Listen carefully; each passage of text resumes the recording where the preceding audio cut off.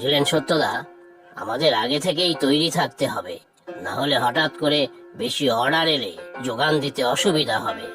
সে তো বুঝি, পয়লা বৈশাখ বলে কথা, অনুষ্ঠান তো আর কম হবে না। সেখানে আমাদের আড়তের মাছের চাহিদা সব থেকে বেশি। তা শুধু রুই কাতলা নয়, গত বছর তো চিংড়িরও অনেক চাহিদা ছিল। ভাগ্যিস আমরা আগে থেকে তৈরি ছিলাম। চিন্তা করবেন না, এবারেও সব ব্যবস্থা হয়ে যাবে।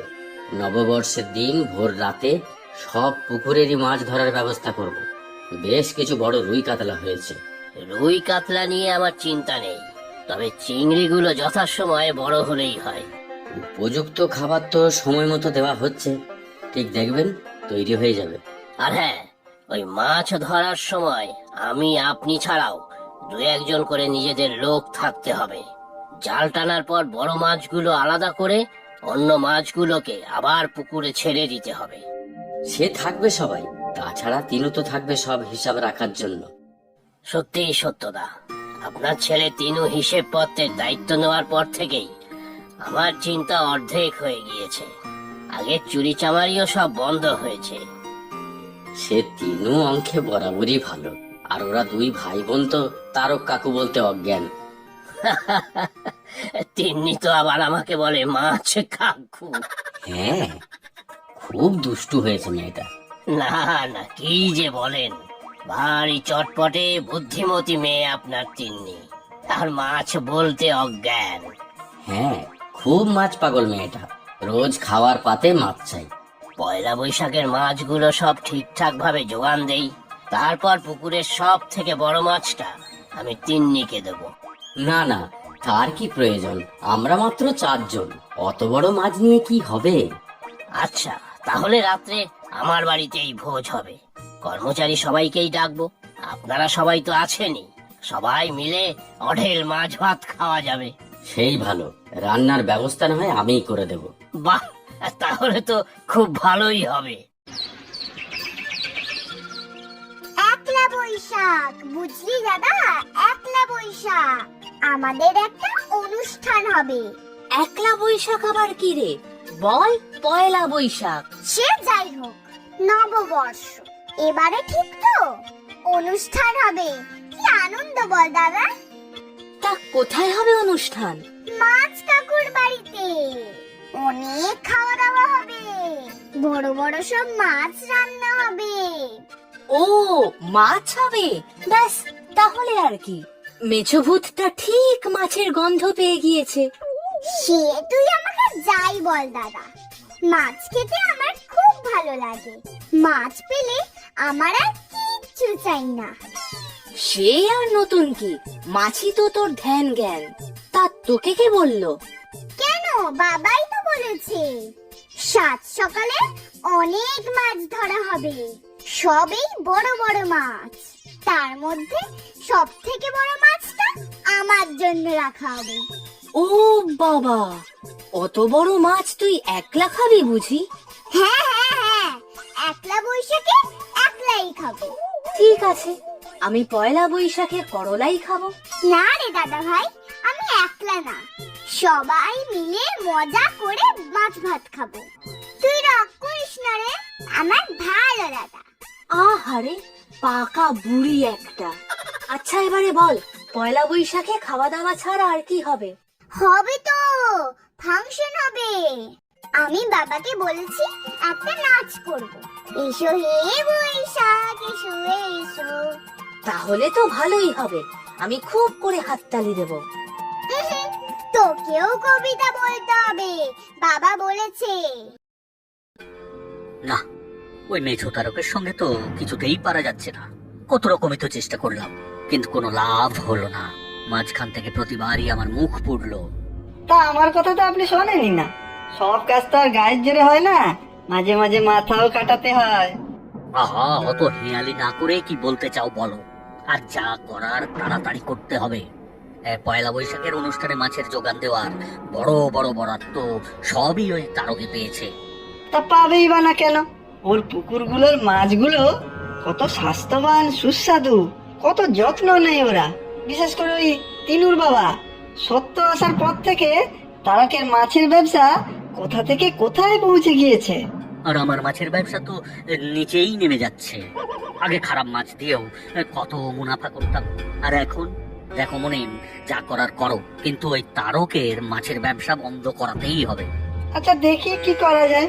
ওই সত্য বেটাকে বাগে আনতে পারলে তারকের ব্যবসা আর বেশি দিন চলবে না।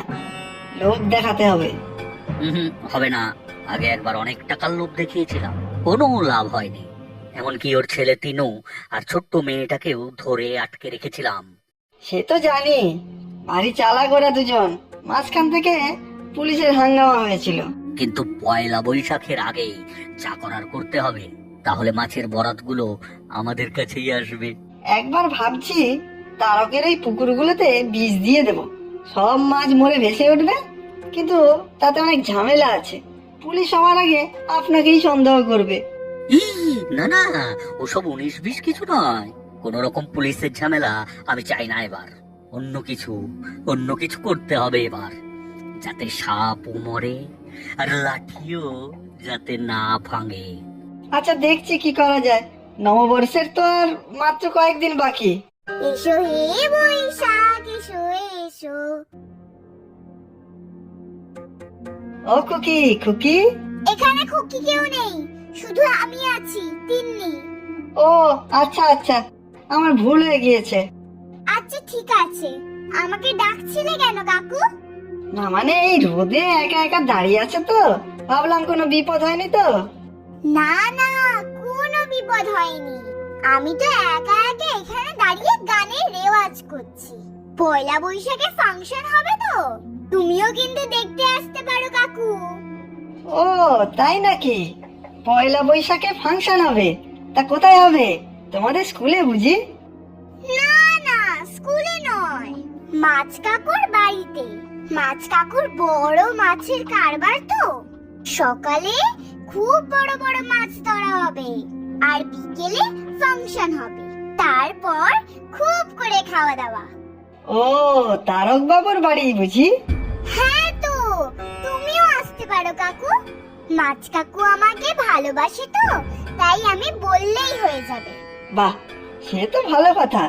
আচ্ছা এবার বলো তো, সকালে বড় বড় মাছগুলো কারা নিয়ে যাবে? কি যে বলো কাকু, আমি ওসব জানবো কি করে? তবে আমার দাদা জানে। দাদা কিন্তু অনেক ভালো ছেলে, অঙ্কে এত নাম্বার পায়। ও তুমি তো কিছুই জানো না, তা জানবেই বা কি করে? খুকি তো। না না, আমি মোটেও খুকি নই। আচ্ছা তাহলে বলো, কি কি জানো তুমি? জানি তো, পয়লা বৈশাখের দিন সকালবেলা এই সব পুকুর থেকে মাছ ধরা হবে। তারপর বেছে বেছে বড় মাছগুলো নিয়ে গাড়ি করে বাবা শহরে গিয়ে দিয়ে আসবে, আলাদা আলাদা জায়গায়। ও তাই বুঝি? কে বলেছে তোমাকে? বানিয়ে বানিয়ে বলছে না তো? হুম, আমি মোটেও মিথ্যে কথা বলি না। বাবা নিজেই তো বলেছে আমাকে কাল গল্প করতে করতে। বাবা খুব ভালো গল্প বলে, জানো তো কাকু? আচ্ছা আচ্ছা, আমি যাই এখন। ও কাকু, তুমি আসবে তো আমাদের ফাংশন দেখতে? মাছ ভাতও খাওয়াবো কিন্তু। হ্যাঁ, মাছ ভাত খাবো আর সবাইকে ভালো মতোই খাওয়াবো। আমার তাড়া আছে, যাই এখন। যা, ছাতা কাকু তাড়াহুড়ো করে তো চলেই গেল। আমার গানটা শুনেই গেল না, নাচ তো দেখাতে পারতাম। এসো হে বৈশাখ এসো এসো।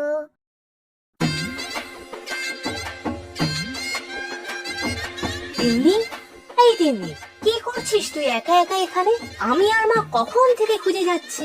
তুই দাদা কিচ্ছুটি জানিস না, আমি একা কোথায়? এতক্ষণ ছাতা কাকু ছিল না এখানে। ছাতা কাকু মানে? ওই যে এক কাকুর সাথে কত গল্প করছিলাম, তার নাম তো জানি না। মাথায় ছাতা ছিল, তাই ছাতা কাকু ডাকলাম। মাথায় ছাতা? সে তো কিছুক্ষণ আগে ওই মহাজনের মুনিমকে দেখলাম। সে তো মোটেই ভালো লোক নয়। কিছু জিজ্ঞাসা করছিল তোকে? না না, জিজ্ঞাসা করবে কেন? কিন্তু আমাকে খুকি বললো যে, তাই রাগ হয়েছিল আমার। আচ্ছা বাড়ি চল এখন। বাবা ফিরলে বাবাকে সব বলবি কি কথা হয়েছিল, বুঝলি? হ্যাঁ হ্যাঁ, বুঝেছি বুঝেছি। তুই আমাকে যতটা বোকা ভাবিস, আমি কিন্তু মোটেও তত বোকা নই। না না, তুই একটা মস্ত পাকা বুড়ি। চল বাড়ি চল তাড়াতাড়ি। যা বললে মুনিম, তা যদি সত্যি হয় তাহলে আর আমাদের পাই কে? না না, ভুল হওয়ার জায়গা নেই। একেবারে এই সত্য বেটার নিজের মেয়ের মুখের কথা। আমি খুঁটিনাটি সব ভালো করে জিজ্ঞেস করে নিয়েছি। তাহলে আর কি, মাছ ধরুক বেশি করে বেটারা, তারপর যখন গাড়ি করে মাছ শহরে নিয়ে যাবে সেই জঙ্গলের পথে ধরবো ওদের। তা কজন যাবে মাছের সঙ্গে? মাছ নেওয়ার গাড়ি তো ওই ড্রাইভার ছাড়া আর একজনই থাকবে, সে ওই বেটা সত্য। দুজনকে কবজা করতে আর কি, গোটা চারেক মুস্কো দেখে গুন্ডা নিয়ে চলে যাবে, ওদের হাত পা ভেঙে ফেলে রাখবে জঙ্গলের মধ্যে। আর মাছের গাড়িটা নিয়ে আমরা যাব শহরে। আপনি খদ্দের জোগাড় করে রাখুন বেশি করে। আহ, সে আর বলতে, হ্যাঁ, এক ঢিলে দুই পাখি। ওই তারকের খদ্দেররা মাছ না পেয়ে চড়বে তারকের উপরে, ওর ব্যবসা লাটে উঠবে, আর সেই ভালো ভালো মাছ আমি আমার খদ্দেরদের দেব। আহা, আমার পুরনো সুনাম ফিরে পাবো। খুব জব্দ হবে বেটারা। তবে এই বাচ্চা মেয়েটা কিন্তু খুব ভালো। আমাকে কত করে মাছ ভাত খাওয়ার জন্য বললো। কত মায়া লাগছে। ওর বাবাকে না মেরে ছেড়ে দেবো ভাবছি। শত্রু শেষ রাখতে নেই, চিনে ফেললে পরে পুলিশি ঝামেলায় পড়বো, লেখা চুকলেই ভালো।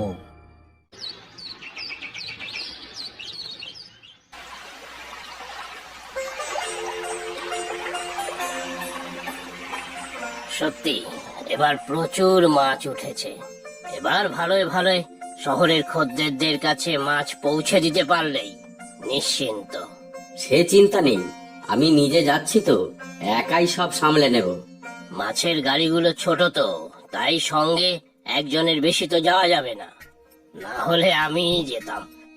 না না না না, আপনি তিনুর সাথে বসে হিসাবটা করে নিন।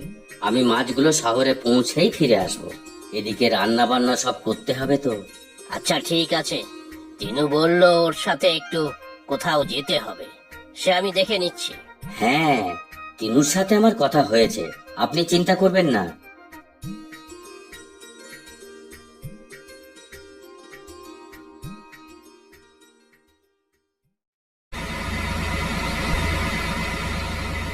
ওই তো মনিম, দেখো দেখো, ওই তারকের মাছের গাড়ি মনে হচ্ছে না?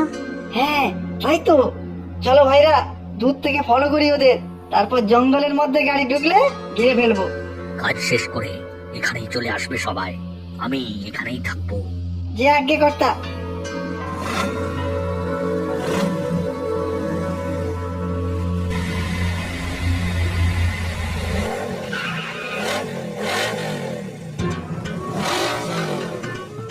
এই, নাম গাড়ি থেকে দুজনে, না হলে গলা কেটে ফেলে রাখবো এই জঙ্গলে।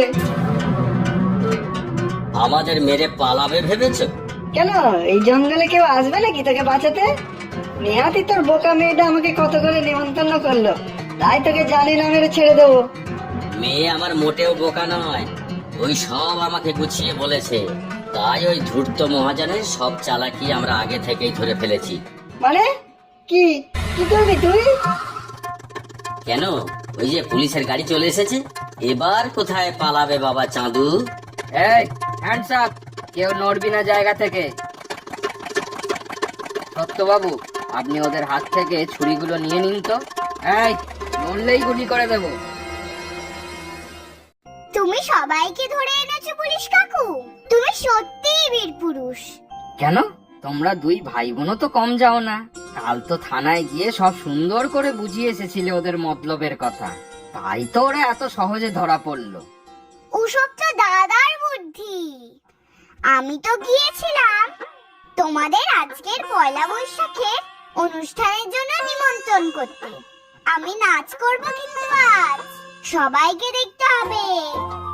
আচ্ছা, এইসব গুন্ডাদের হাজতে রেখে আমরা আসবো তোমাদের ফাংশন দেখতে। কি ঠিক আছে তো? ঠিক আছে, তবে পুরো ঠিক নেই। এই দিনি, তোর আবার কি হলো? না গো পুলিশ কাকু, এদের এখনই নিয়ে যেও না। এই ছাতা কাকুকে আমি তো নিমন্ত্রণ করেছিলাম আজকের অনুষ্ঠানে। আগে ওরা সবাই অনুষ্ঠান দেখুক, মাছ ভাত খাক, তারপর না হয় আমায় নিয়ে যাবে থানাতে। ও এই কথা, তাহলে ঠিক আছে।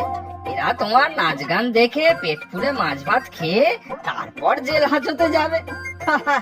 কি মজা, কি মজা। আর এই যে তোমরা যারা আমাদের কার্টুন বাংলা চ্যানেলের দর্শক, তাদের সবাইকে এএফএক্স অ্যানিমেশনের পক্ষ থেকে শুভ নববর্ষে আন্তরিক প্রীতি ও অভিনন্দন জানাচ্ছি। একলা বৈশাখী কিন্তু একলা নয়, সবাই মিলে আমরা নববর্ষের উৎসব পালন করব। নমস্কার।